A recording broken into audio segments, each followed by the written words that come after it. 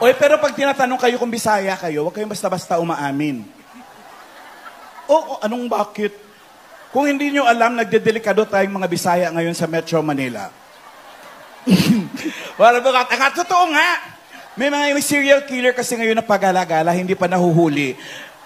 Hindi lang tatabunan na ng balita, na-eclipse mga balita tungkol sa kung ano-ano.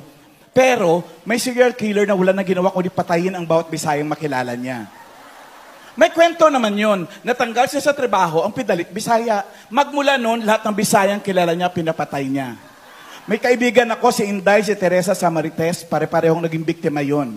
Unang natagpuan si Inday. Bisaya ka! Hindi! Patay yun. Natakot ngayon si Teresa at si Marites, nag-practice. Hindi! Bumalik yung killer, nadatnan si Teresa.